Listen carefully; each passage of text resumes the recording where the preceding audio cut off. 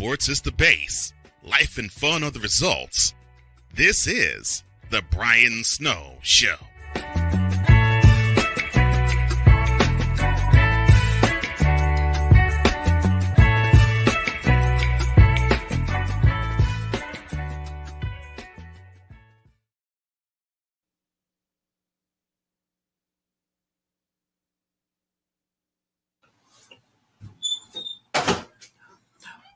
All right, hello and welcome to the Brian Snow Show. Of course, I am not Brian Snow, but I am Chris Dietz from Fifth Down Sports, and Brian will be here. I'm just coming in out of the bullpen to pinch hit for Brian for a little bit.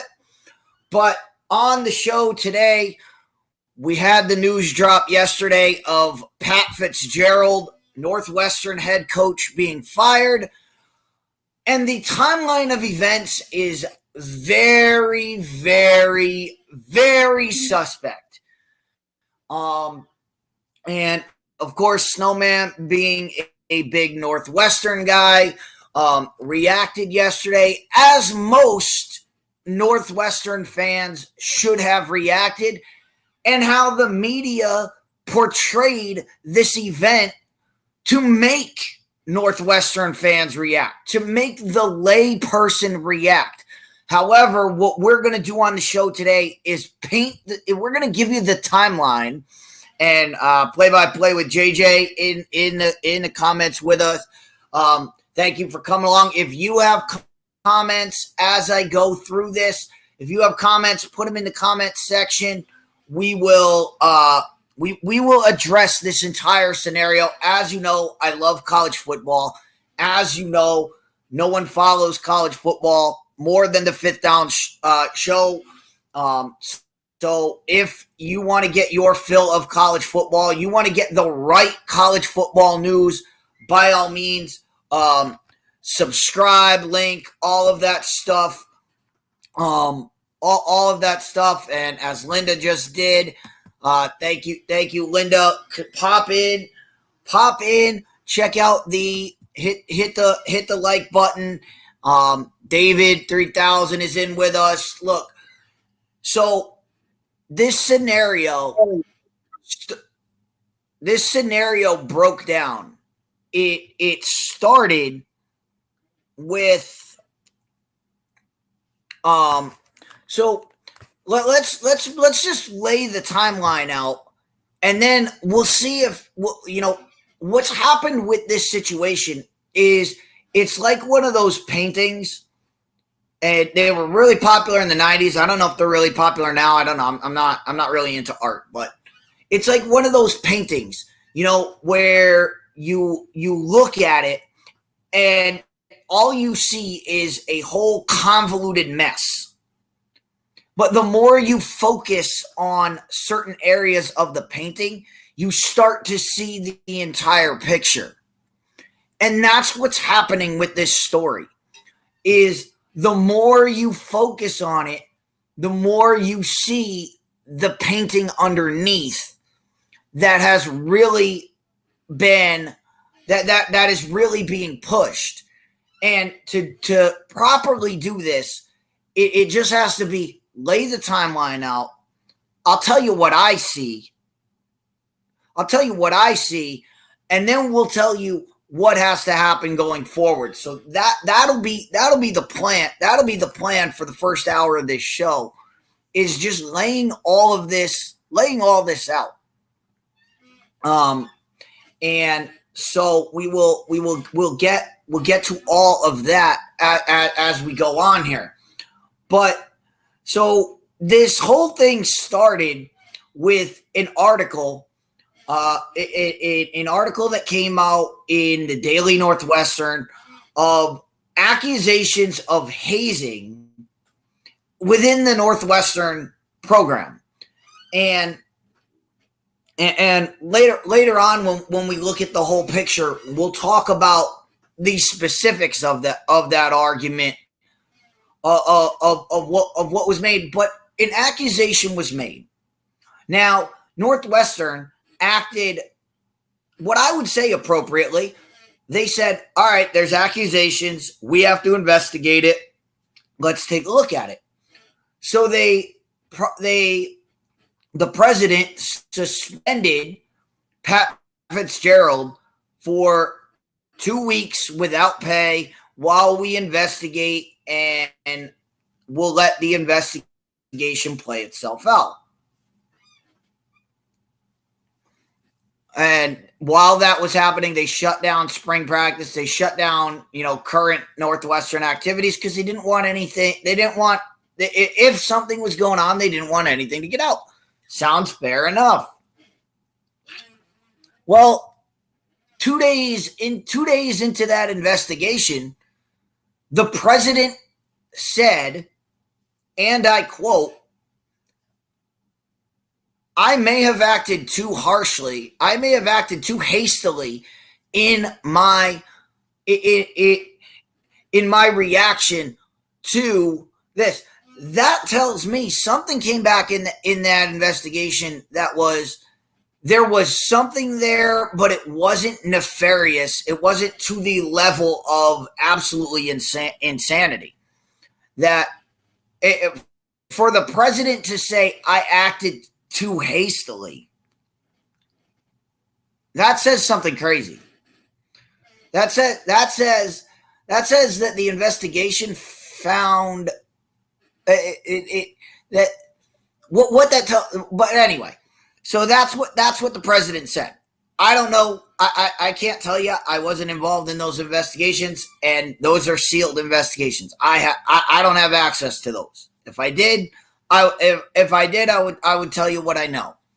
But that's all I can tell you. All I can tell you is what they give us.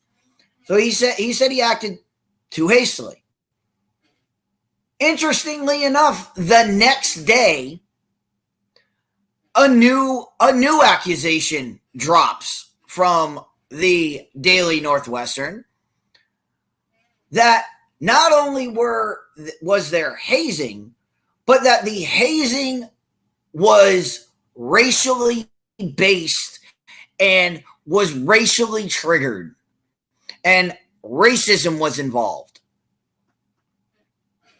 Interestingly enough, the day after that drops, Pat Fitzgerald is fired and no longer a part of the Northwestern football program.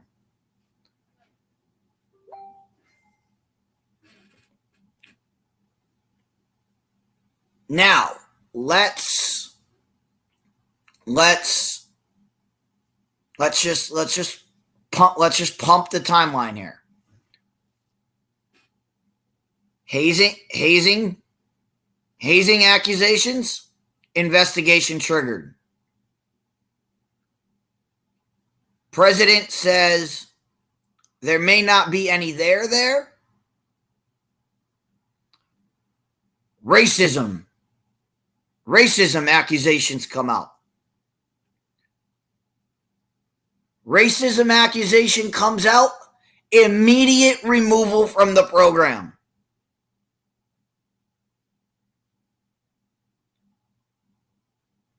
This is the timeline of events that has led us to where we are. Now, I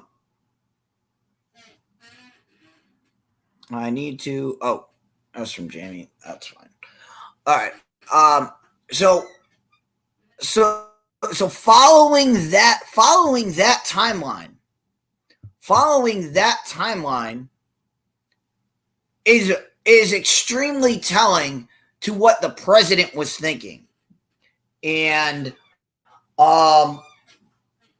we met, I know Brian does breaks and during his show and does these. So I'm trying to fit this in with breaks. I don't know if anybody's behind it. If anybody's behind the scenes, we might just flash to commercial at some point. I cannot control the I can't control it from this element of Snowman because I'm just pinch hitting. I'm not in the command center. But that's what I want to set. I want everybody to be clear.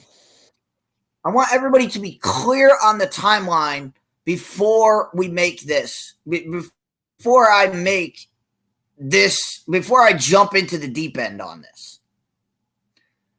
But to be clear on the timeline, you have hazing, 2-week suspension, maybe acted hastily, racism accusation, immediate removal. Now, I see there's people in the chat. Does everybody follow the timeline, and does everybody see the problem with? Does anybody see the problem with this time? Does anybody see the problem that's been created here? Because the problem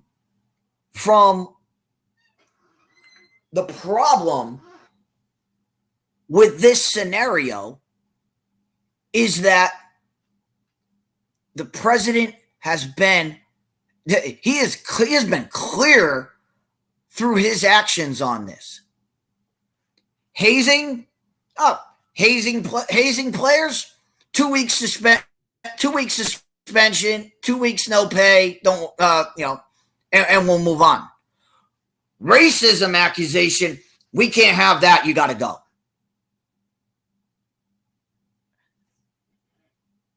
None of these have been nothing has been substantiated, but they don't even want it. They don't even want to have that conversation.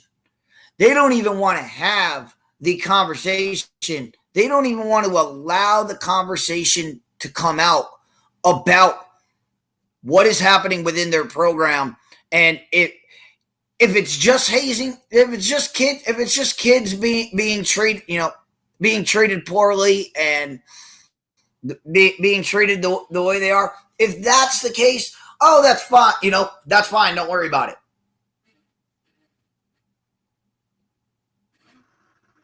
But if it's racially, if there's any racial component to it, if anything about this is racial, nope. We can't have that. We can't. We're not even going to investigate it. There's a racial accusation. Get out. We can't handle it. That's a problem. That is a problem in this entire investigation. Something is going on here. Something is going on, so I've got to take a look. And something happened. Let me just make sure everything is going on. Let me see here. Let me see.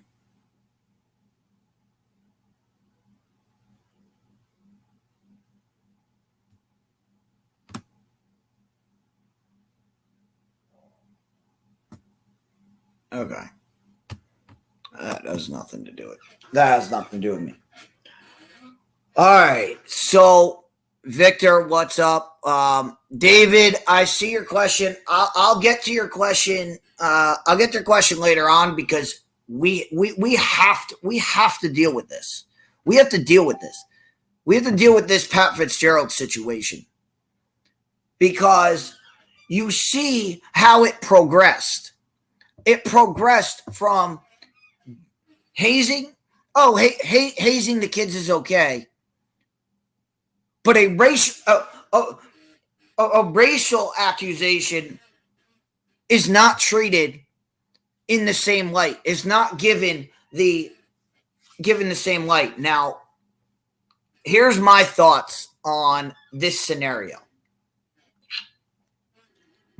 My thoughts on this scenario are and you probably have heard this quote before. You've probably seen the movie. Just because it was in a bad movie doesn't mean it's not a good quote. Okay, so but it works here. If you take this scenario, with this scenario, there is no room for ambiguity. You have to be 100%. If there is a 1% chance that these are false accusations, you have to take them as 100% false. If there is a 1% chance that these are true, you have to treat them as 100% true. That is how you have to attack this. That is how you have to approach this from all angles. You cannot leave this as this may have happened. This may have happened. These accusations are too charging to leave them at, well, this happened and it may be racially charged. This happened and it may be hazing. No, these accusations are too problematic to be left in the realm of may or may not. It is either they happened or they didn't. And the only people who know that are the people in the locker room. The only people who know that are the people who were involved in this. And I saw Snowman's reaction yesterday to Pat Fitzgerald, and you know that's exactly what the media was trying to get at you with this. Is they were trying to emotionally charge anybody who read this story. They wanted you to have that reaction. The proper reaction is to remove emotion from this scenario. Remove emotion and start dealing with what is the facts, what is the timeline, and what is let's get to the bottom of this so that we can figure out what happened. Now, Pat Fitzgerald properly has gained legal counsel, and look, all of Pat Fitzgerald. We'll get Pat Fitzgerald out of the way because it's the easiest. It's the easiest part of this. Pat Fitzgerald is done at Northwestern. Okay, this is not Pat Fitzgerald trying to get his job back. You can once that bell's been rung, you can't unring that bell. Okay, he's done. What he has gained, why he's gained legal representation is monetarily. He's trying to preserve the money from his contract. That's what he's trying to do. There's no way he can return to Northwestern or return to Northwestern sideline ever. Okay? And that's just the reality of the situation. What Pat Fitzgerald retaining legal counsel is to preserve his contract and to say he was unrightfully fired, so he's owed X amount of dollars. That's what that's for.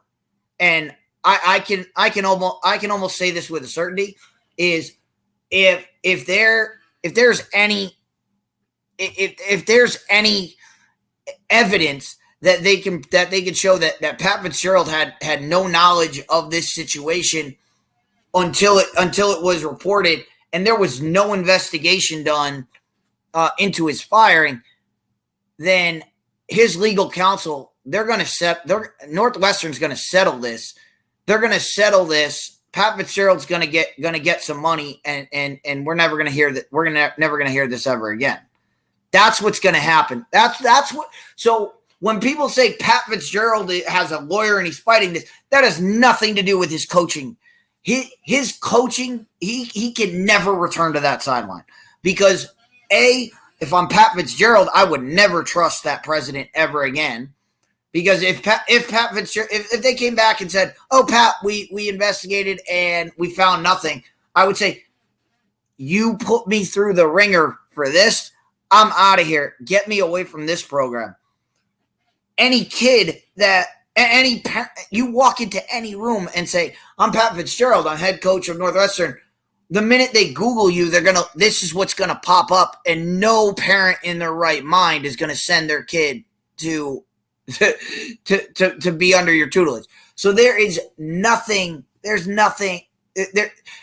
His ties with Northwestern are severed, and they're done. That bridge is burnt. So I'm not worried about Pat Fitzgerald. Now we can talk about all you talk about the guy at Ole Miss a few years ago that had some of the worst recruiting violations of all time.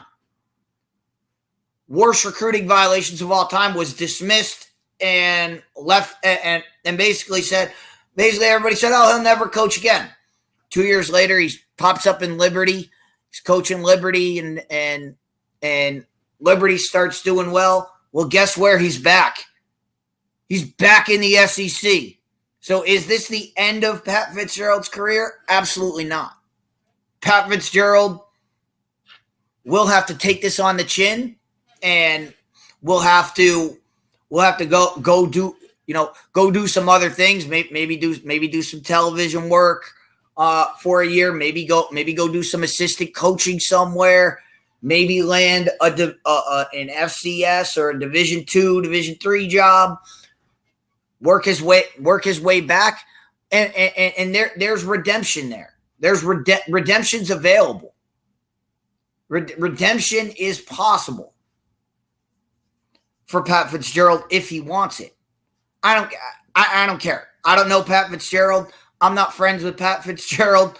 All I know is he played at Northwestern. He stayed at Northwestern when he could have gone to so many other places, and they did him like this.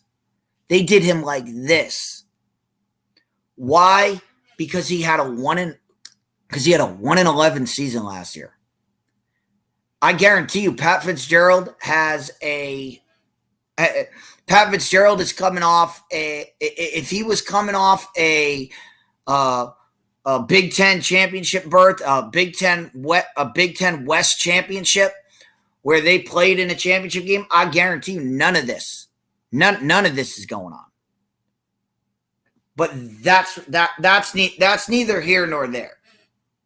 What we're dealing with is the bigger picture here. And the bigger picture was given to you by the president, that racism accusations trump hazing accusations, which to me is the big. It is. Remember, I talked about that painting. I talked about seeing the bigger picture. That's the bigger picture. The bigger picture is the people, the higher ups at these universities. You think they care about the kids? You think they care about the kids? They didn't give a damn. They didn't give a damn about hazing until there was a racial component to it. Until it was racially charged. Once there was a racial accusation, it was immediate, had to go situation. That's not that.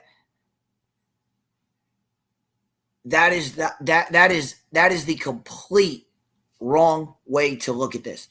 They should have shut this thing down from the beginning, from the jump, and said, no matter what comes out, we are going to investigate this fully, and we are going to present our investigation no matter what comes out. No matter what comes out of that investigation, we are going to present it, and we are going to act accordingly based on our investigation. That's what they should have done. That's what they should have done from the jump of this. But because they tried to finagle it, and they tried to mess with this, and it just got murkier and murkier and murkier. And the murkier it gets, the more there is to this story. And that's what I have a problem with. I have a problem with this. This president was spineless.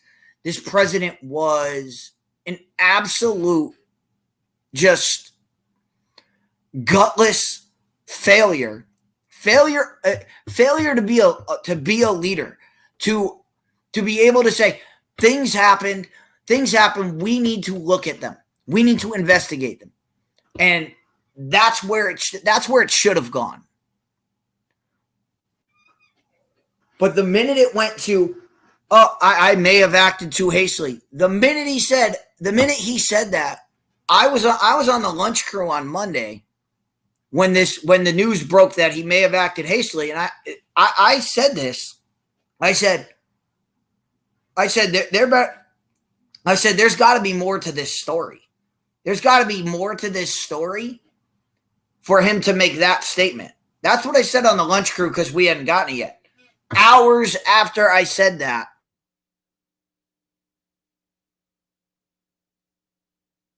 once the racism card got thrown, Northwestern's hands were tied. Their hands were tied because they did not have the I don't know the proper way to put this, so I'm just going to put it the way my old high school coach used to put it. The intestinal fortitude.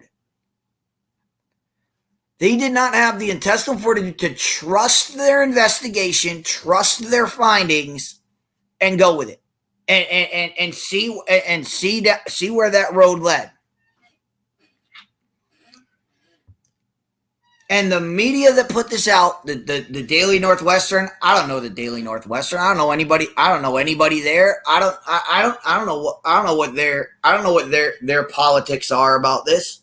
I don't know what their plan. I don't know what their relationship with Pat Fitzgerald is. But Snowman and I we had a conversation during a season when Pat Fitzgerald was leading Northwestern to a Big Ten West title, where major Northwestern backers were trying to push Pat Fitzgerald out then. They were trying to push him out then. So, and magically they went on to win the division, play Ohio State in a championship game. They went on to that, and you heard all of that chatter just kind of died off. However, that sentiment was still there. That was still burning. Now, whether Daily Northwestern, whether they were part of that, I don't know. All I know is it was coming from a lot of Northwestern people that Pat Fitzgerald should be removed. And Snowman and I had this conversation. We had this conversation on Snowman in the Morning multiple times of Pat Fitzgerald's job being in jeopardy, and after a 1-11 season, you have this kind of thing happen. It was a gots to go situation. They had the ammo to do it. They had the ammo to do it, and the sensibility was there. That's why this move happened. But if you think this is about protecting the kids, if you think this is about protecting kids, that's not what this is about. This is about the president of this university not having the guts to let an investigation play out. This is about it, and I want to be clear here. I don't care. I don't care one way or the other. I don't care if Pat Fitzgerald would have stayed the head coach or not. I don't have any dog in this fight. I don't have any dog in this fight. What I want from media like the Daily Northwestern is to get to the bottom of this story and to present all the facts of this story. Everything. Sick Diggy, I see it. I see you. Welcome to the show. Snowman will be with us within the second hour. So I'm out of the bullpen. I'm out of the bullpen here. I came in, made a spot start, and we'll get things going. But we're talking about this Northwestern situation. So let me dig. So I've done some digging, and of course, me being me, I've gotten to the bottom of more than the Daily Northwestern has done, which is shocking to me. If you're going to make these, if you're the Daily Northwestern and you're going to make these accusations, again, you need to be 100%. You need to be 100% before you made those accusations. You should have been 100%. You should have acted. If there was a 1% chance that they were false, you need to flesh that out. If there was a 1% chance that they are true, you need to find out if they're true. You need to act. You need to act accordingly. And they did not. Because they did not vet any of this. Because from what I have learned from my investigation of looking at this for the couple hours that I had between work, between jumping on here with Snowman, in just that time, I was able to find articles and reports of current Northwestern players that have said the accuser, they have literally said the accuser stated, and I quote, "I'm coming for Pat Fitzgerald's job." So the players know who made these. The players know who made these comments. The players know who it was, and they know it was somebody who had a vendetta against Pat Fitzgerald. And the timeline says that. The timeline shows that. They came out, they said, "Oh, we're gonna throw the hazing thing out there." They threw it out there. They threw that, it's like fishing. You throw the line out there. You start reeling it in a little bit. You reel it in a little bit, you realize, it's they realized, it's just, the hazing was just a boot. Just a boot on the end of the hook. Let's get that off. All right, now let's cast it farther with since our first reel didn't bring anything in, let's throw the big bait in, and let's throw the racism hook in. Now, from what I have read, the racial accusations come from a player who I really, I don't want to put I don't want to put dispersions on the accuser, okay? But listening to his version of what racism is, he needs to. I think he needs a class. He needs a class in civil liberties. He needs a class in what real race, what racism is, because his first comment was, "They made us talk like white people." Now, I don't know if you could see the picture. I don't know if you could see the color of my skin. I don't know what that means. I have no idea what that comment means. What do you mean they made you talk like white people? What do white people talk like? What is that? If anybody knows, if anybody's listening, if anybody's in the chat and wants to tell me what talking like white people means, I'd love a definition of what that means, because I can tell you, I know and a lot of a lot of people said oh, eubonics and all that kind of stuff. I know white people that talk. I know white people that talk like that. I know black people that speak absolutely perfectly. You would think that they were a rogue scholar the way that they talk. So I don't know what talk like white people means. I have no idea. I have no idea what that means. So that's one of the charges. That there was racism in the program, that they made so they made you use proper language at a collegiate university.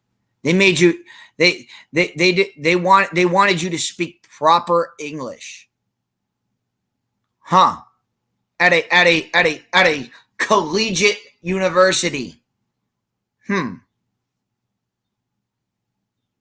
Now, the question would be. So the question you have to ask from that is, did they make everybody talk like this? Did they reprimand people for this? Did they reprimand only the minority players? Or did they reprimand everyone? Were any white players reprimanded for this? That's the crux of the issue. That's where you get into racial bias.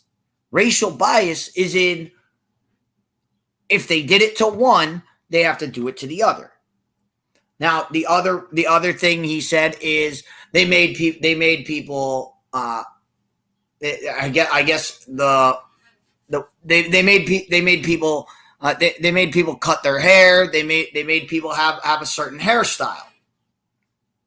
Now, again, having a policy like that is not racial. Now, people can say, "Oh, I know certain cultures, they have certain affinities to their hairstyle." Sick. I am not in control of. I am not in control of anything, so I can't send you the link. I can't send you the link. So, but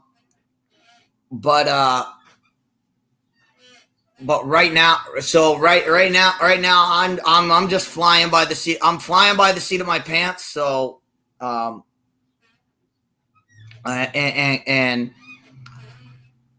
but anyway, so again, the question is, was there a racial component? Was there a racial component to this? Did they just make the black players cut their dreads? Did they make white people did they make white players conform to this policy? Was this a policy that was given to every player? Or was it just certain players? That certain players had to cut their hair, had to cut. That's what we need to know. That's what we need to know. And if they want to sit there and say, "Oh, you can't have this kind of policy," I point to one of the most prominent professional organizations, the New York Yankees. The New York Yankees have a hair and have a facial hair and a policy. They have had a policy. George Steinbrenner put it in. He instituted it that all players have to conform to a certain standard. Wade Boggs had to shave his beard. Johnny Damon had to cut his hair. It was across the board. They did not care. They did not care. They said, "We have this policy. If you're going to play for the Yankees, you're going to do this." Jason Giambi had to cut his goatee when he went from Oakland to the Yankees. Why? Because the Yankees don't allow facial hair. that's the look, having a policy like that is not a direct correlation to this is racially motivated. Now, it may be for you, it may be, I understand the fact that certain people, and I want to see if I can. Yeah, I can't even bring. I can't even show the comments. But Sig Diggy, you're absolutely right with earrings being banned in Cincinnati for the longest time. And remember, Eric Davis had a problem with that. But I understand that there are certain things in different cultures that have certain meaning. And at that point, you have to ask the question of, was this applied to everybody or was it just applied to certain? All right. And this is why if you throw these things out there, you have to, like I said, you have to have all of the facts behind you. You have to say, this person was allowed to do this, this person was not. Then we can make the racial correlation. But if it was a blanket policy that everybody had to follow, that's not racism. That's a policy. And if you have a problem with it, guess who you need to talk to? You need to talk to Pat Fitzgerald. You need to talk to somebody on campus. I'm sure they have a campus. I don't even know what they're called. I'm sure they have a campus liaison that you can go to, that if you don't want to make these, that you can go to and say, hey, the football team has this policy. Y'all need to look into it. And they'll send somebody to go over and talk about it. And that way you don't get ostracized. Even though in 99% of these cases, there's no reason there's no reason for anonymity, because everybody involved knows who's involved. Everybody who's involved knows who they are. That's why the players were able to say, oh, the accuser, here's what he said.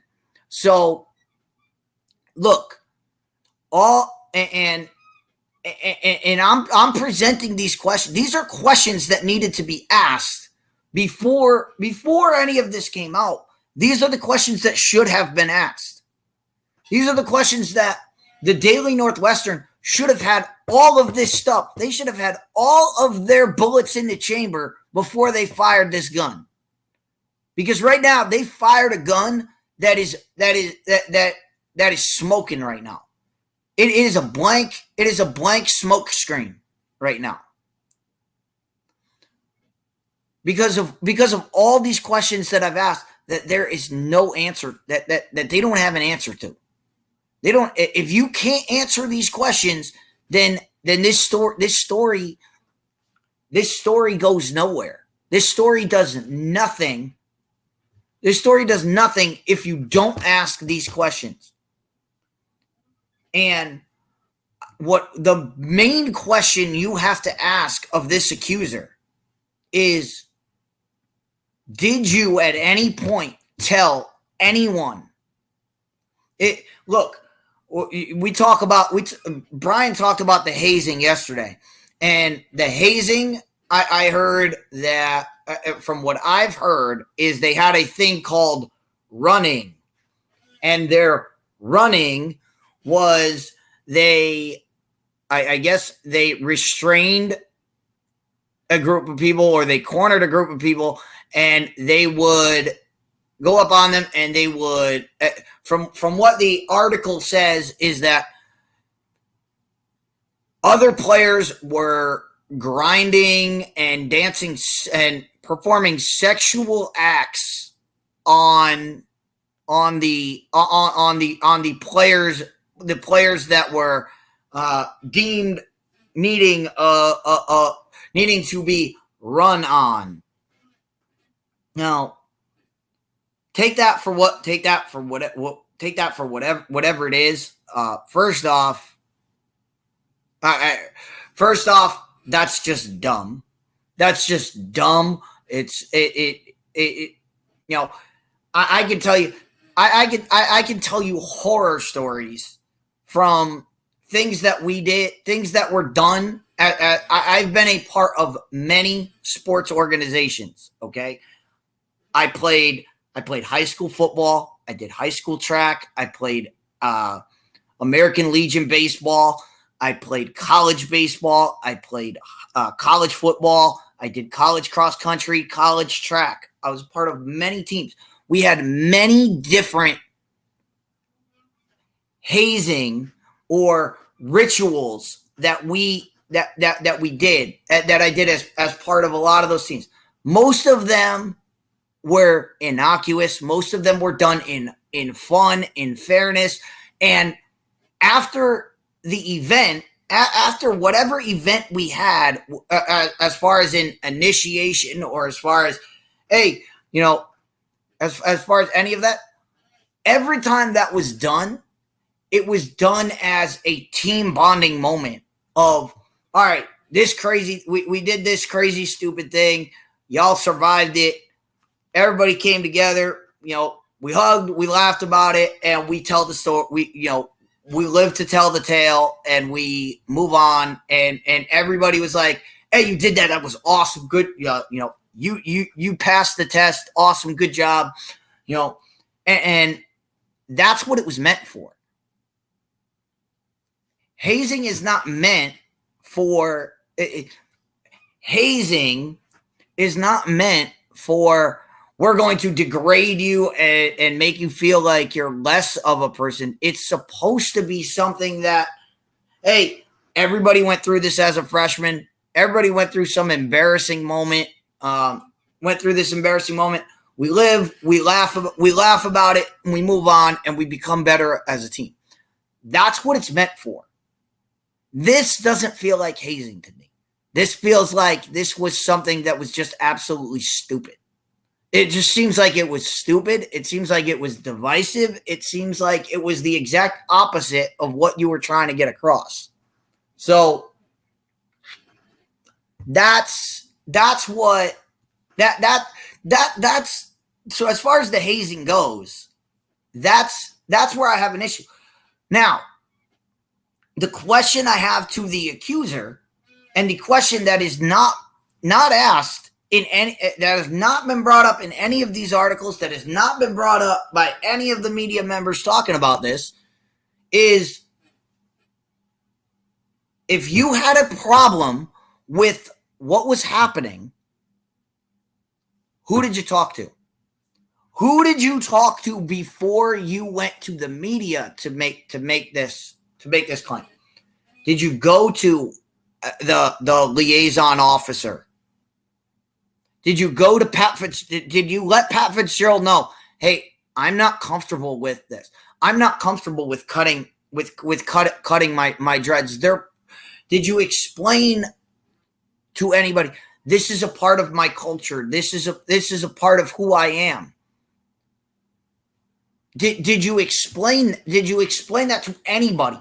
Was Pat Fitzgerald ever made aware that you had these thoughts and feelings?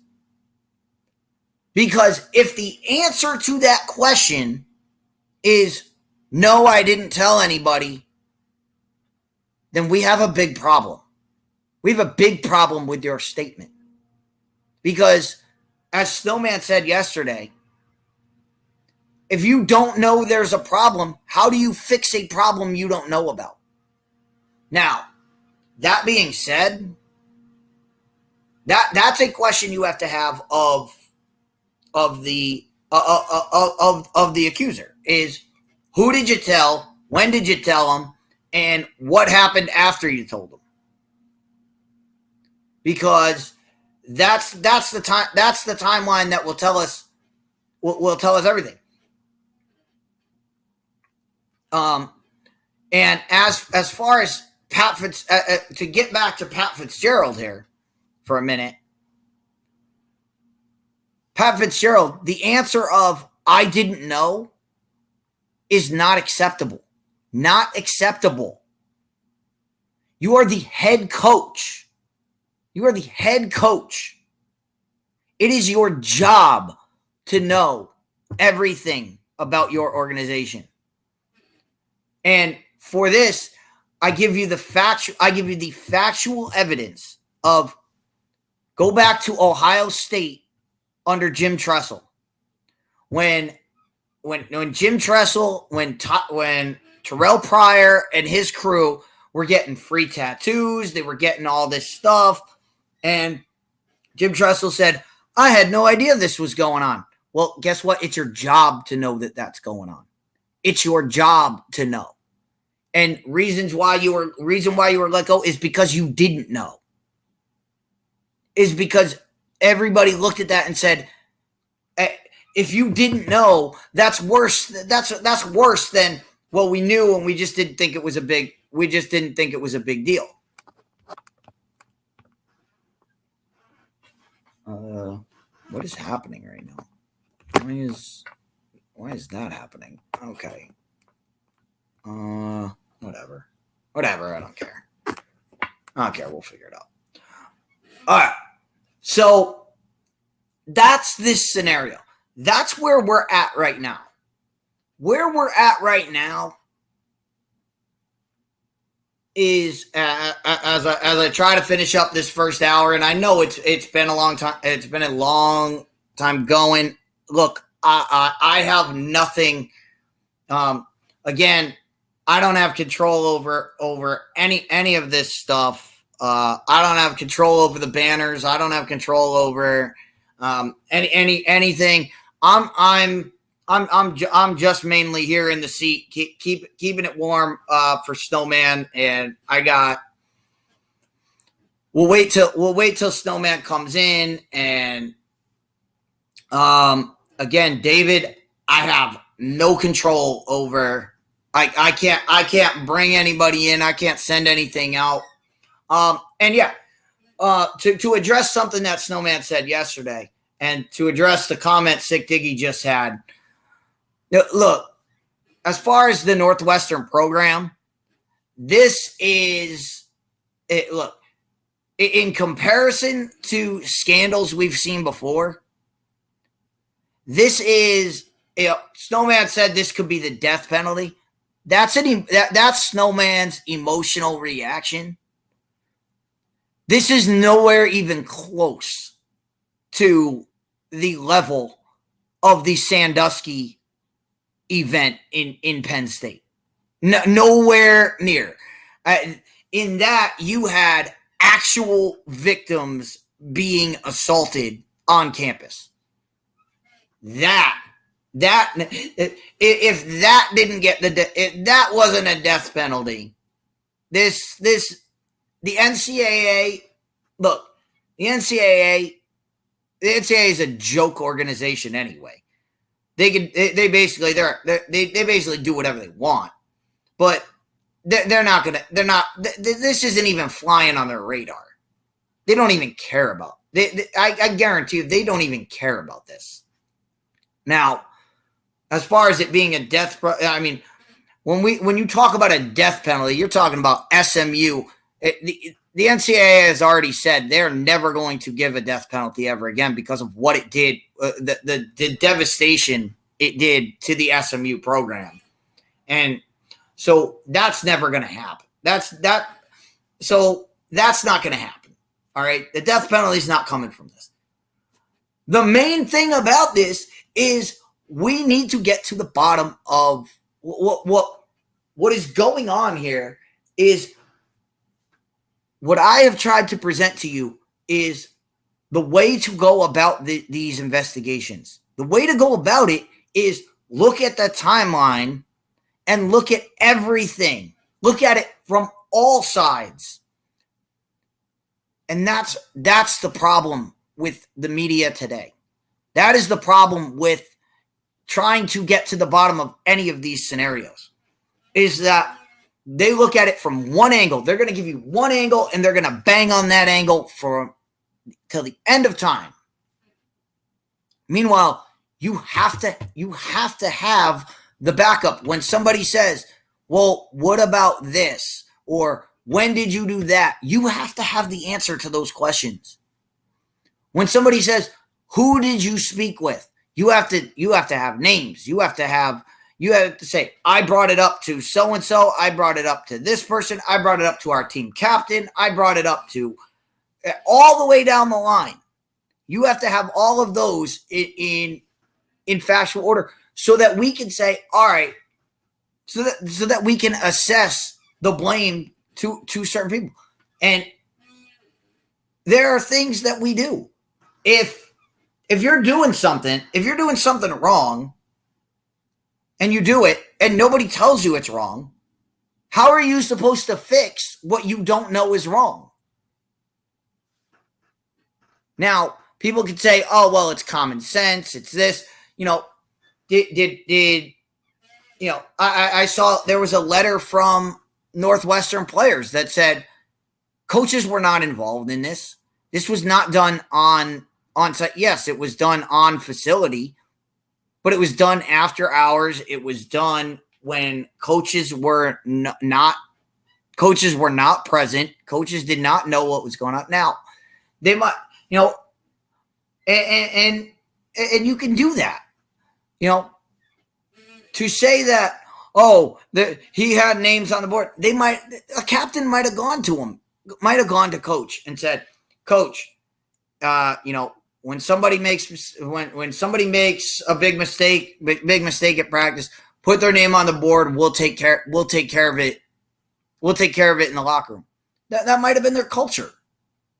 And Pat Fitzgerald might have said, all right, they're going to handle it. I'll trust them to handle it. Now, he should have. Now, if that was the case, Pat Fitzgerald should have asked, well, how are you going to take care of it? How are you going to take care of it? And what are you going to do? And when they said, well, we're going to restrain them and have our and have certain kids grind on them and dance sexually, that Pat Fitzgerald should have looked them in the face and said, that's the dumbest idea I've ever heard. You guys are idiots. Don't do that. But there's no correlation. There's no record that any of that ever took place. There's no record that those conversations were ever said to Pat Fitzgerald, that Pat Fitzgerald was aware of that going on. So that's the situation. That's the situation. And the thing that bugs me is you get all these righteous people now, all these righteous individuals that are out there saying that are out there that are oh my God, hazing is such a bad, hazing is intolerable at any level, any kind of hazing, anything. Shut up. All right. There's hazing and then there's this. Hazing, this is not hazing. This is what was happening was sexual assault. That's what was happening. There's a difference between that and between a hazing ritual of, I'll give you one of ours that we had at the cross country team. You had to dress up. You had to, for our Halloween party, you had to come up. You had to dress up, and seniors, we made the theme, and freshmen had to dress up according to that theme. That's it. That was our hazing ritual, was you design your costume, but you have to come in costume. And if you didn't, you were pretty much ridiculed and you were pretty much ostracized from everybody. but most people did, and it didn't matter. You know, we were like, all right, you know, that was our form of hazing. And when everybody did it, we were like, oh, remember when you were this? You know, we lived through it. We had good laughs with it. It brought us together as a team. That's what hazing is supposed to do. In high school, we had to put on for the football team. We had and you know, I don't even know if they do these anymore, but we used to have what was called 3-a-days, and we had them back to back 3-a-day practices, and at the last one we had a team dinner. And the hazing ritual for all the sophomores, because obviously in high school sophomores were considered the freshmen, so new members to the varsity program, if you were new to the program, you had to perform a skit, had to perform a certain skit at the dinner in front of everybody, whether it was karaoke, whether it was, you know, a performance to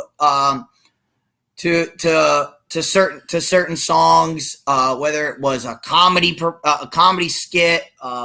I remember we made Dario because he could do impressions. We made him do impressions of all the coaches. That was his skit. And so yeah, and you know, there was a group of guys that had to sing Britney Spears, like, and they had to act it out, and they had to do that. Now, again, after it was done, nobody was like, "Oh, it was like, you did that. You're horrible." After it was done, we were like, "Yo, we're like, that was hilarious. You sing awful. What you just did to Britney was absolutely you destroyed the song. What is wrong with you?" And we came together as a team after it. You know, it was not something that was done like, you had to do this. That was your punishment. It was, all right, you got, yeah, it was punishment when you were going through it. But once you got through it, all right, we're done. I remember during spring practice one year, we had a bunch. If you dropped a pass as a wide receiver, they would dump. After practice, they would dump the water bucket over you. That was what happened. That's what that yeah. Was it? So if you dropped the pass, you lined up, and they just dumped the bucket over everybody. That was something we did during spring practice. And you know, after it, we all looked at each other and said, "Let's not drop any more passes. Like, let's not go through this again." So, and after it, you know, the people who dumped it, they weren't like, you guys did. They were like, hey, they're like, you got through it. We wipe the slate clean, and we start again tomorrow, and we're back. Well, you got through it. Now you're riding with it. It was a team bond. It was in the form of team bonding. It was not in the form of, we need to put this guy down because he's not fitting into our program. That's not the point. The point is to bring the team together, to give them something. You know, we want to live in this world where there are no consequences. It's a way to make consequences for something you do. Now, if you feel that something is completely out of bounds, there are people that you need to tell. You need to speak up at that moment. You need to tell somebody you trust. I don't like this. I don't like what's going on here. I don't This is gone too far. This has gone too far. And you need to tell the people involved, like I said, there are always liaison officers. There are always people that you can bring these things to. And that's where the disconnect in this story is. So that's what we got going on. All right, it is 10 after the hour. I am waiting. I'm waiting on to see if Snowman gets in. I think I've banged on. I think I've beaten this horse enough. So let me get back to the chat here, and let me get back to David's comment from before, and it's way back here, and here we go. So David asked, for college football, what do you think is the best team in college football right now? Boston College, UConn, Northeastern, UMass, Maine, Central Connecticut. I mean, when you bring up New England, the best team in New England right now, the best team in New England is not on that list. The best team in New England is an FCS program, and it's New Hampshire. New Hampshire at the FCS level is, I believe, the paper I was looking at had them ranked 7th in the FCS coming into the season. They're poised to make the FCS playoff. They usually, when they get in, they usually have a pretty good run. Typically, as a program, they're the best program in New England. University of New Hampshire has a great program. They have a track record. They actually send kids to the NFL mostly. So UNH is a very good program.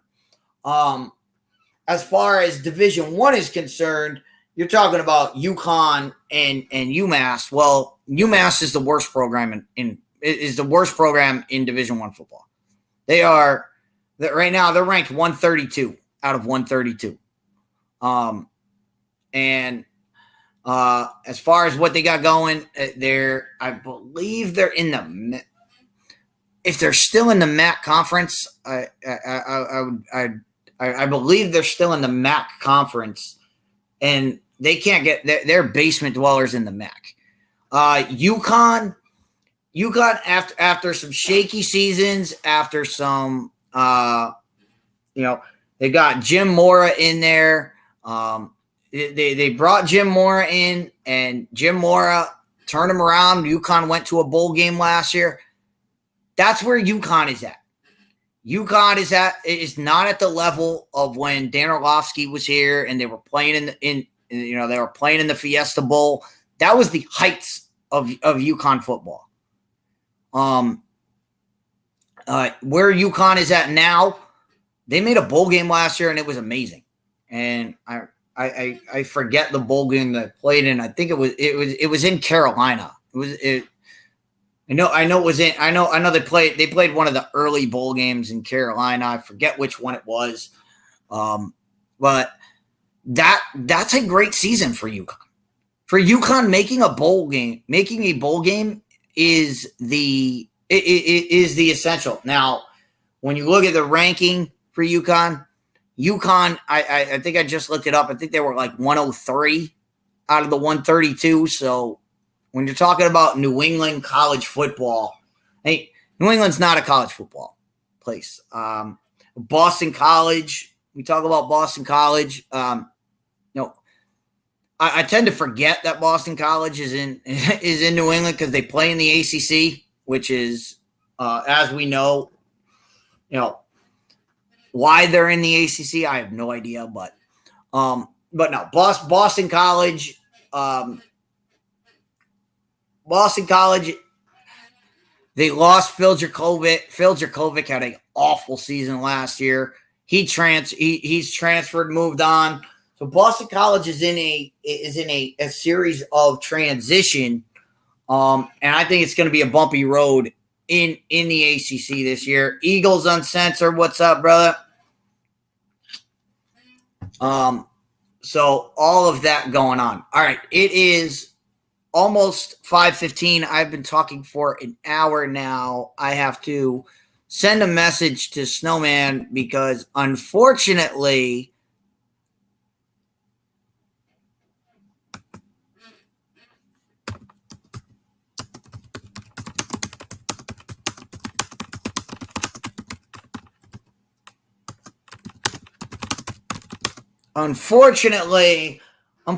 for me, I have to leave to get to work.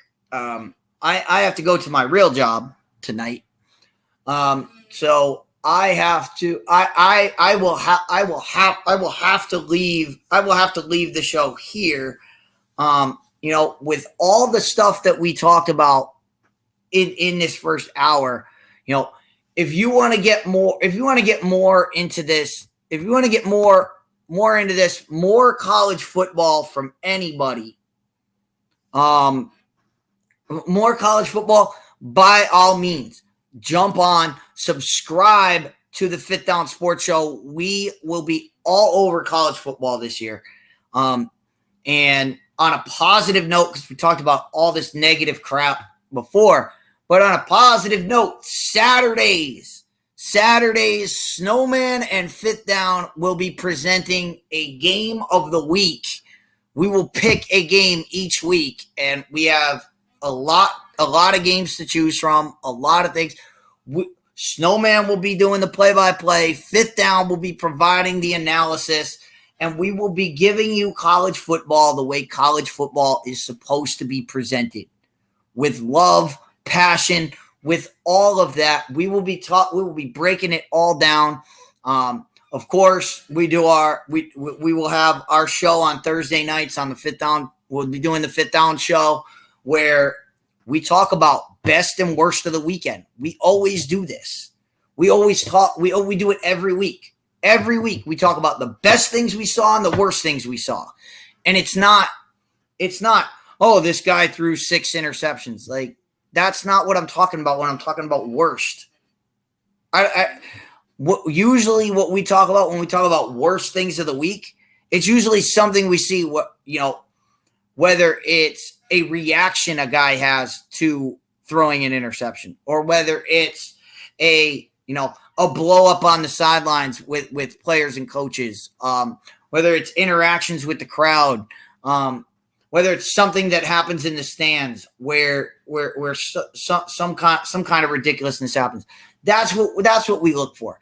And we look for the best things in college football, which are, when a guy scores a touchdown and gives a ball to a cancer patient that's right there. Those are the things we try to highlight. We don't just try to highlight, oh, this guy ran for 4 touchdowns. No, he ran for 4 touchdowns, and every touchdown went to, a different charity case. Those are the kinds of things we try to bring up on Fifth Down Sports Show. So I'm just trying to send a message here.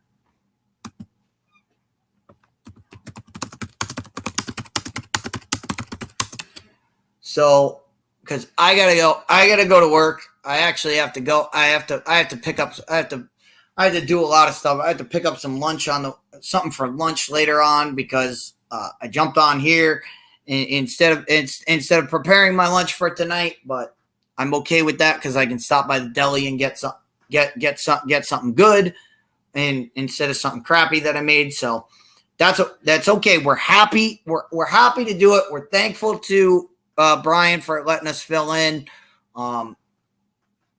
Again, I apologize to any of the sponsors or whatever. I have no access to the banners, so I can't play anything. So I just tried to fill the time. But on that note, everybody, Totally Dietz tomorrow on Snowman. Obviously, I was trying to get this Pat Fitzgerald stuff out of the way so that we don't have to talk about it tomorrow. Tomorrow on the show, I will tell you this, and I hope you're listening. I have some words for the man who runs No Credentials Required. I have a message for you based on your most recent program. So if you haven't caught No Credentials Required, go subscribe to No Credentials Required. Check out the last episode. You might know what's coming. You might know what's coming down your way. But I will address you on Totally Dietz tomorrow. We're going to talk about that. Hopefully we get to talk about Coach Prime. Hopefully we get to talk about some other things with college football as we get closer to the season here. Hopefully I've gotten everything straight on this Pat Fitzgerald situation. Just to close it out, look, I don't care. I don't care about Pat Fitzgerald getting his job back. I want to get to the bottom of this scenario. I want to get this all fleshed out. And look, are we gonna say are we gonna stop hazing? No, you're never going to stop hazing, bullying, all of that. You're never going to stop it. It's always going to be there. The key is reaction to it. Reaction to this. What's the reaction? If the reaction is outrage and scream about it for a week, well, guess what? Nothing's going to get fixed. The reaction has to be, we need to put policies in place to make sure that this doesn't happen. Now, to make sure that it doesn't get out of control the way it did here. And that's the point that the media misses on.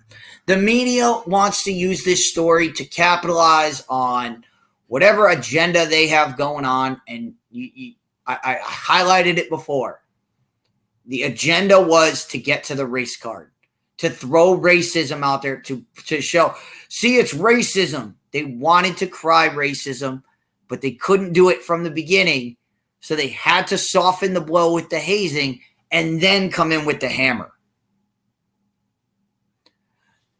Snowman, what's happening, man? I never thought of that. I never thought of the 1-2 punch. It was my immediate reaction when the guy said, the president said, "Oh, I may have acted hastily," and then a day later, the next day, boom, they hit you with, "Well, there's a racism component to this." Yeah. The next day after they released that, within hours of that, Pat Fitzgerald gone. Fired. Pat Fitzgerald is fired. The minute racism came in, he was, when it was just hazing, 2 weeks suspension, and we'll deal with it. The minute racism came in, nope, gone. Get out. We're not having this discussion anymore. And they brought the evidence of hazing. Why didn't they just stick with the suspension when everything else started coming out? Or lengthen the suspension. Those are the questions. Those are the questions, and those are the questions I posed in the first hour. Mm-hmm. Who knew? When did they know? And what did they do? Yeah, those are the questions, and that's the sequence of events that need to be fleshed out. Mm-hmm. And I read the Daily Northwestern, and props to them for jumping on this story. Yep. But they dropped they basically just threw a grenade and said, "Here you go," because they don't have the answer to any of those questions. Any of those questions have not been answered. No, and they're not. And the thing is, the funny thing is, nobody's asking them because we have to protect whistleblowers. We don't want to throw. No, you threw this bomb. Come give us everything. Mm-hmm. What happened? Who'd you tell about it? And what'd you know? Because you said it yesterday. Pat Fitzgerald. How can Pat Fitzgerald fix a problem? If he doesn't know there's a problem, how can he fix it? How can he fix it? So how can he fix a problem that he doesn't know about? That's the one question I would have for the accuser is, did you ever tell Pat Fitzgerald about this? Did you ever tell your liaison, hey, this stuff's going on. This stuff's going on. Y'all need to investigate it. Who did you tell? Who did you tell in the chain of command so we can find out where the weak link is? And that's not to absolve Pat Fitzgerald, because Pat Fitzgerald, you're the head of the program. You should, what you didn't know, you should have known. And because you didn't know, that's why you're in the situation you're in. Yeah. Yeah. So this is not to absolve Pat Fitzgerald, but somebody dropped the ball somewhere on the chain of command. The ball was dropped on at many points. And the point of this should be to fix the links in the chain. Yeah. But but again, that's not the media's plan. They don't care about that.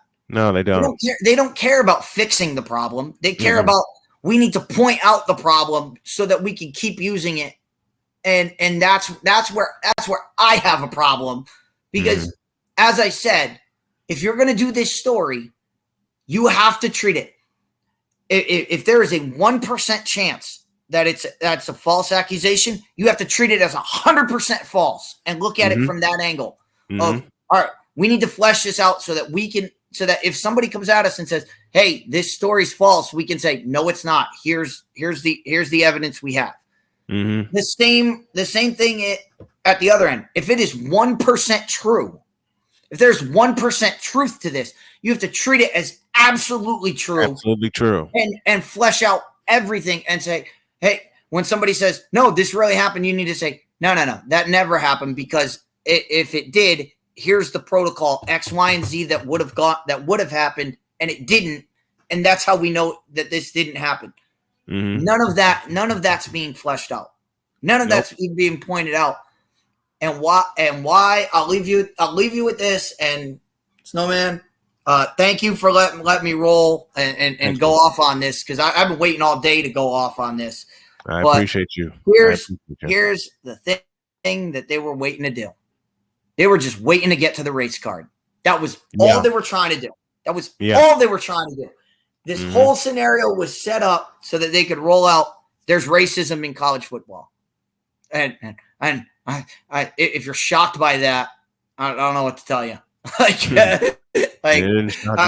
would just say, you sweet summer child. Welcome to the real world. Yeah, did not shock me.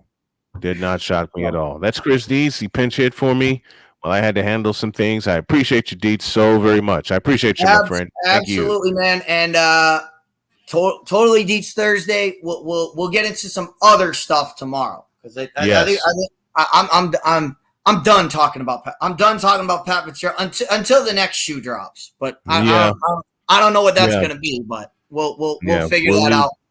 But we'll talk tomorrow. We'll talk tomorrow about plenty of other stuff going on. Yeah, we got plenty of stuff to get to. Thank you. Like I said, no credentials required. I'm coming at you tomorrow. That's the teaser. That's the teaser. I'm coming at you tomorrow. Oh boy, you're gonna bring out the fighting McCarthy. I know that. Thank you, brother. Appreciate you. Thank you. Appreciate you. Yeah. All right. Chris Dietz, pinch hitting for yours truly while I had to run around and get some things taken care of. I appreciate him so very much. A pause and we'll come back, and we're just going to have some fun for the final half hour of the program. Back after this.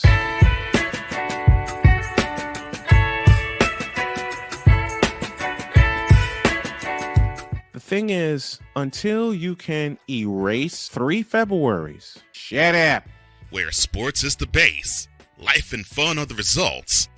This is the Brian Snow Show.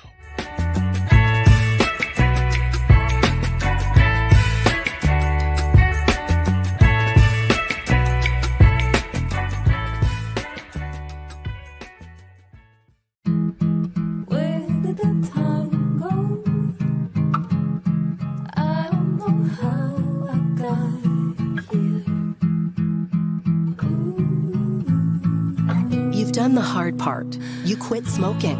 Now do the easy part and get scanned for lung cancer.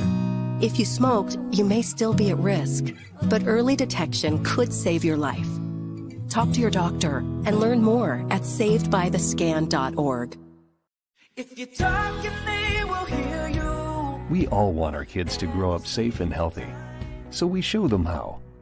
And we tell them with honest conversations that let them know what we expect. Not just one time, but every chance we get. That's especially important when it comes to alcohol and other drugs. Kids not only need to know the dangers and how to avoid them, they need to hear it often from you. And when it comes to pain medications, opioids, they need to know that they should never be taken without a prescription and never shared with friends or family. It's dangerous and illegal. So talk with your kids and guide them through the challenges of growing up safe and healthy. Because when you talk, they hear you. For more information about talking with your kids about underage use of alcohol and other drugs, visit underagedrinking.samhsa.gov. So talk, they hear you. You can do it if you try. He was only 58 years old when he passed away. That outcome could have been different. Colorado happens to be one of the worst states for radon levels. It's in our ground and it seeps up. The more you breathe radon, the more chance you have of DNA being hit and the cell mutated. The EPA estimates 22,000 lung cancer deaths a year caused by radon.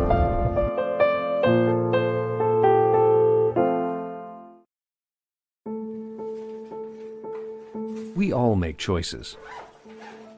When it comes to alcohol, kids make choices whether to drink or not. Bye, Dad. Bye-bye. Remember, I'm going to Alex's party tonight and sleeping over. You have fun. Hey, have a seat for a second. Remind me about that party again? Alex is just... And adults make choices whether to talk about it. That's true of parents and every other trusted adult in a kid's life. Kids want to know our expectations when it comes to alcohol and other drugs. They want guidance and honest answers to their questions. And it makes a difference when the message is consistent and part of everyday conversations. So talk with your kids and help lead them on a positive path. Because when you talk, they hear you. For more information about talking with your kids about underage use of alcohol and other drugs, visit underagedrinking.samhsa.gov.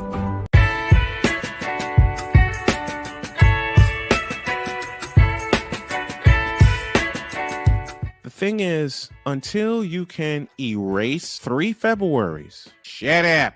Bang! Quality over quantity. LeBron has beaten some of the best competition in NBA history. He's the GOAT emoji.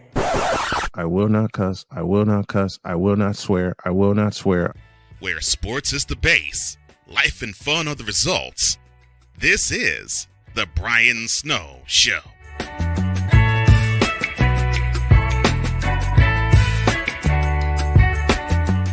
I'm going to ask you a little bit on horseback.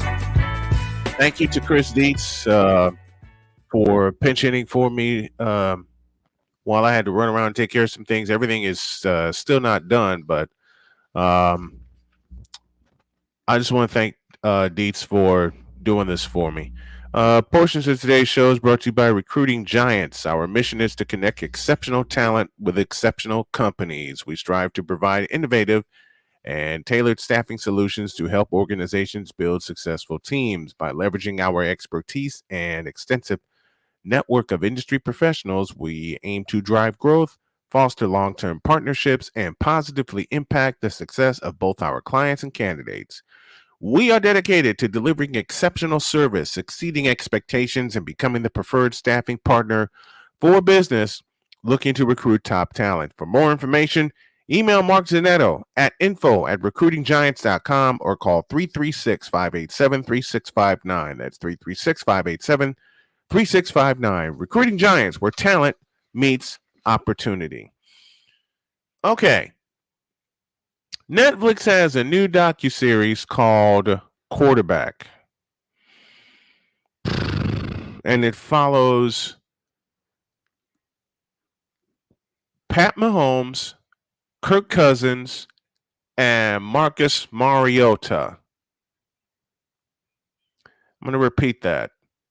Pat Mahomes, Kirk Cousins, and Marcus Mariota. Anybody see anything wrong with this picture? Why are you following? Why are you following Marcus Mariota, who didn't even finish the season as the starter?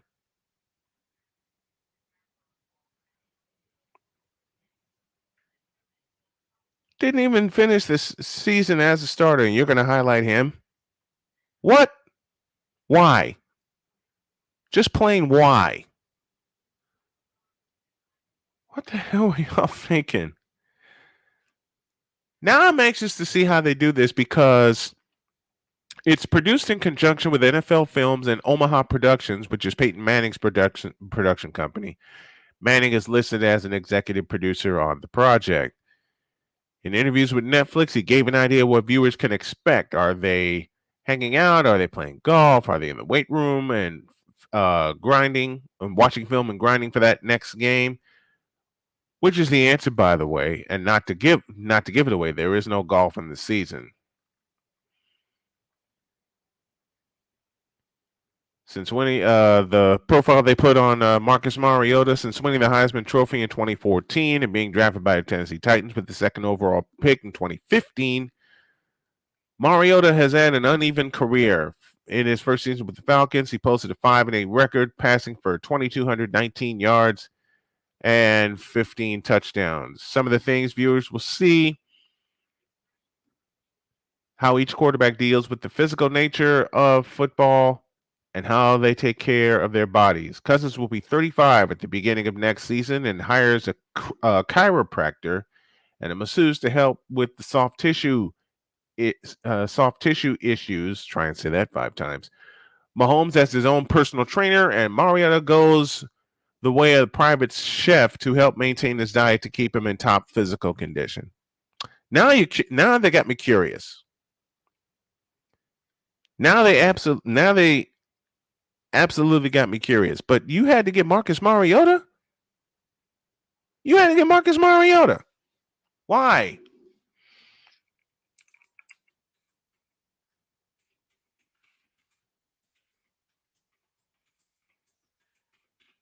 Why did you have to get why Marcus Mariota? You couldn't get Jalen Hurts?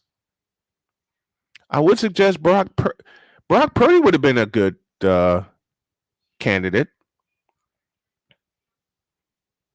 Brock Purdy would have been a better candidate. Period.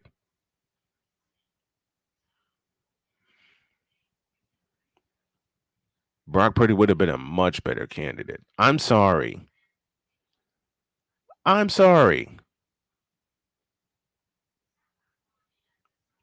Brock Purdy would have been a much, much better candidate, even given the injury that he suffered in the NFC Championship game. You could have followed his meteoric rise. Hell, you could have followed the comeback story of Geno Smith.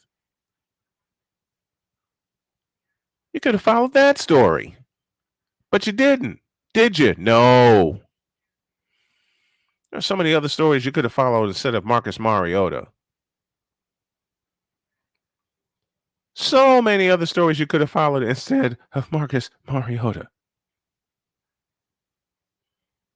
Really?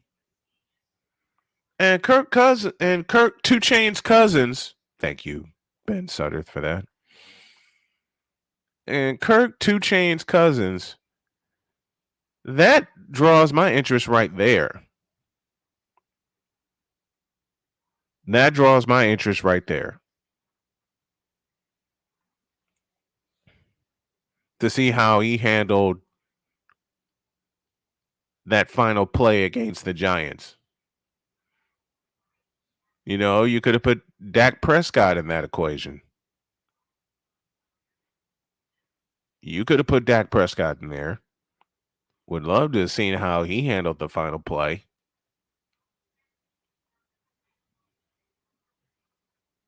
Would have loved to have seen how he would have off the field, I beg your pardon, handled that final play in San Francisco, or Santa Clara to be technical. But Marcus Mariota?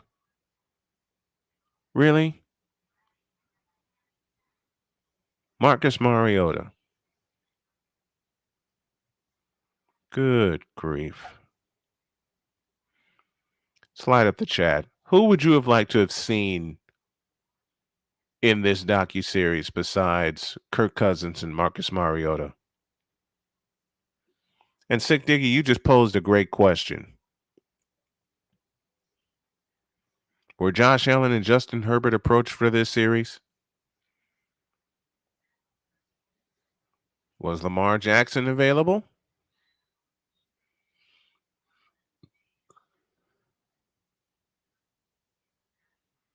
So many other many other ways you could have handled this. And so many other candidates that you could have chosen for this. Couldn't do Deshaun Watson because he was embroiled in controversy. Right there.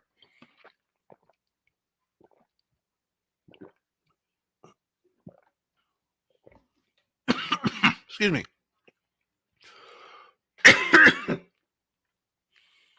But who would you guys like? Excuse me. I beg your pardon. Who would you guys like to have seen in the places? That's what I get for drinking water too fast. Of Kirk Cousins and Marcus Mariota. Definitely candidates better than them. Definitely candidates better than them. All right, looking for the best way to experience live events? Well, SeatGeek has you covered. With just a few taps on your phone, you can find the best seats for concerts, sports, theater, and more. Don't miss out on the unforgettable moments. Excuse me. Download the SeatGeek app today and get ready for an experience like no other. Each ticket is vetted for authenticity and ranked on a 1 to 10 scale. And right now, if you use the code Snowman, you will get $20 off your first purchase. That's only through the power of SeatGeek, where fans can fan. I'll be back.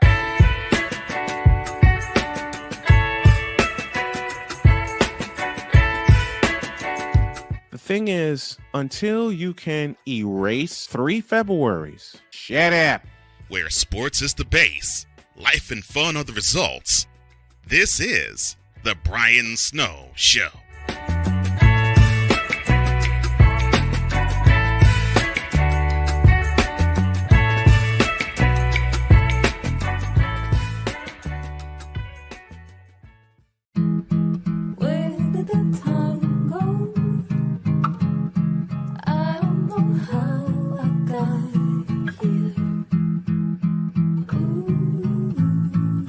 You've done the hard part. You quit smoking. Now do the easy part and get scanned for lung cancer. If you smoked, you may still be at risk, but early detection could save your life. Talk to your doctor and learn more at savedbythescan.org. If you talk and they will hear you. We all want our kids to grow up safe and healthy, so we show them how. And we tell them with honest conversations that let them know what we expect. Not just one time, but every chance we get. That's especially important when it comes to alcohol and other drugs. Kids not only need to know the dangers and how to avoid them, they need to hear it often from you. And when it comes to pain medications, opioids, they need to know that they should never be taken without a prescription and never shared with friends or family. It's dangerous and illegal. So talk with your kids and guide them through the challenges of growing up safe and healthy. Because when you talk, they hear you. For more information about talking with your kids about underage use of alcohol and other drugs, visit underagedrinking.samhsa.gov. So talk, they hear you. You can do it if you try.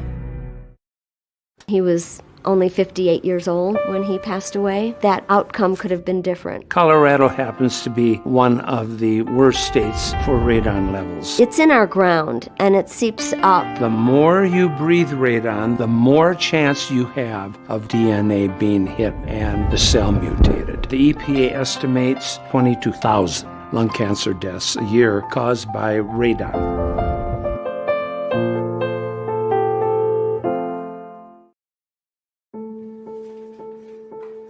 We all make choices. When it comes to alcohol, kids make choices whether to drink or not. Bye, Dad. Bye-bye. Remember, I'm going to Alex's party tonight and sleeping over. Have fun.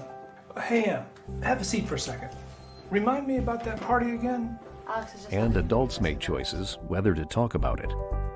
That's true of parents and every other trusted adult in a kid's life. Kids want to know our expectations when it comes to alcohol and other drugs. They want guidance and honest answers to their questions. And it makes a difference when the message is consistent and part of everyday conversations.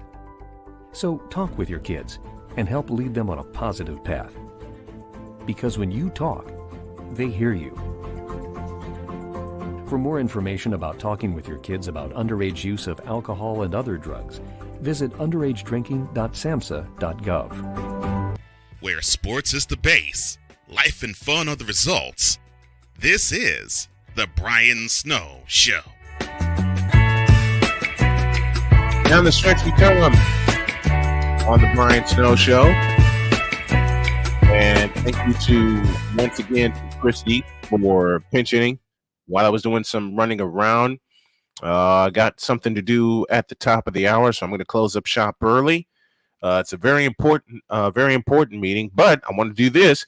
Attention sports fans looking for the ultimate gear and apparel to show your team pride. Look no further than Fanatics, the #1 destination for sports enthusiasts. Visit snowmanmultimediasports.com/fanatics today and shop a wide selection of officially licensed merchandise from your favorite teams, from jerseys to hats to accessories to collectibles. Fanatics has it all. Don't miss out on the chance to elevate your game day experience. Head over to snowmanmultimediasports.com/fanatics today and gear up like a true fan with Fanatics. Officially licensed everything. Now, to close up shop, and I hate to unfortunately do this, we're probably going to do more of it tomorrow. Aaron Rodgers and the Jets,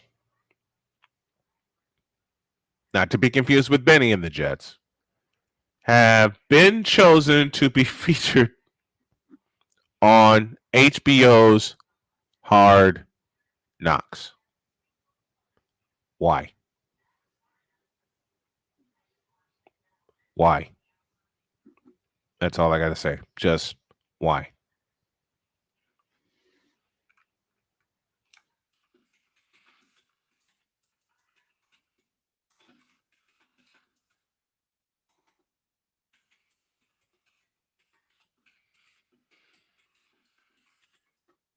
I mean,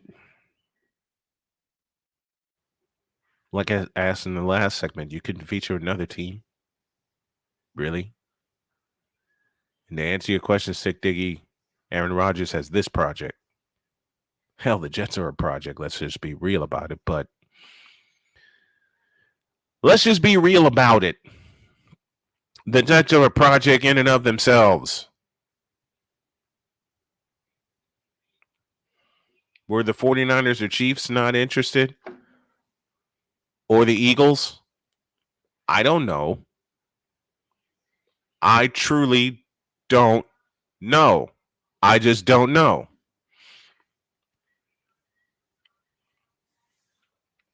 I don't get it. I just don't get it at all. I don't get this thing.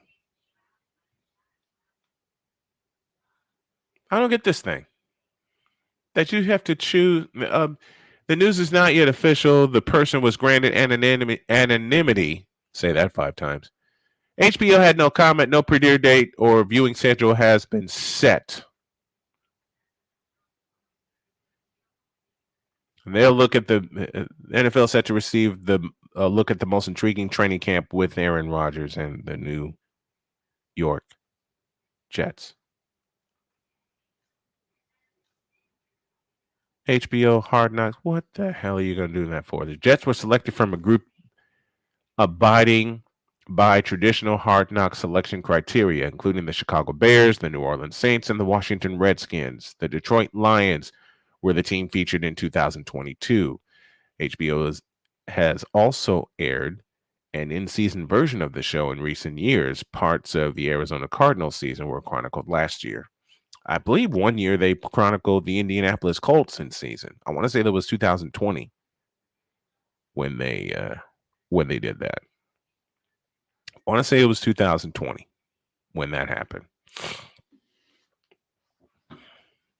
They're going to follow Aaron Rodgers. HBO Hard Knocks is going to follow Aaron Rodgers and the New York Jets. Why? Just why? For those of you that are watching via YouTube, you saw the thumbnail. Green with no envy. I wouldn't want to be in that situation.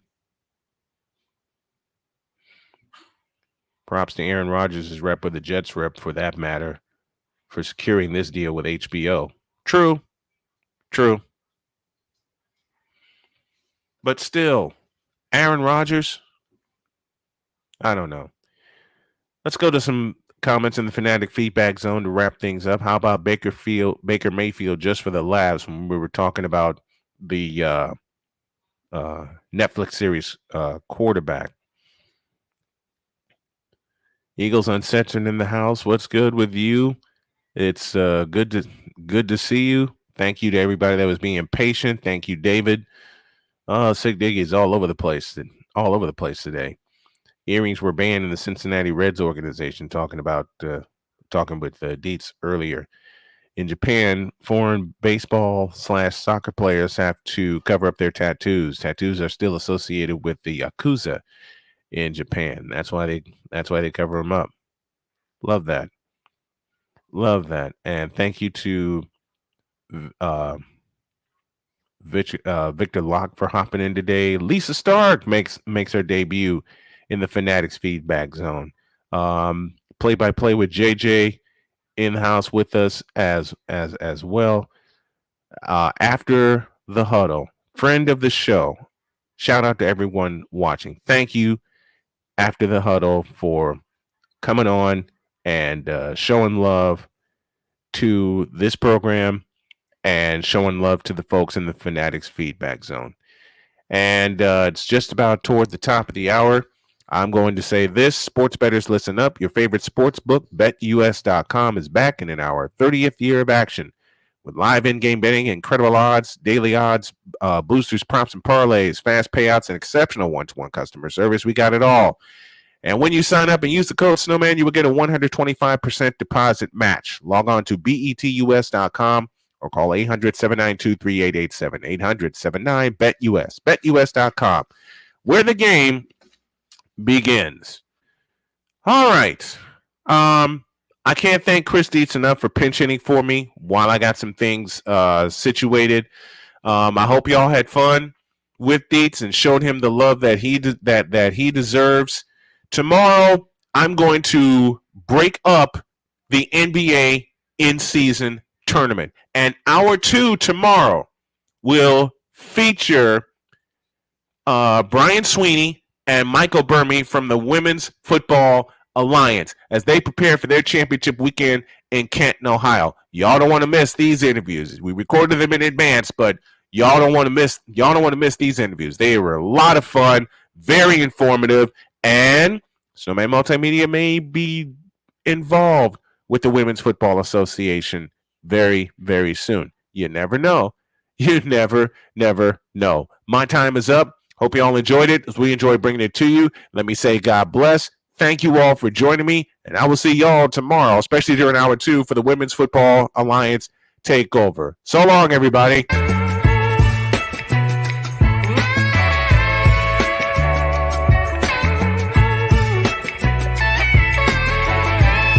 Thank you for tuning into The Brian Snow Show, where sports is the base, life and fun are the results.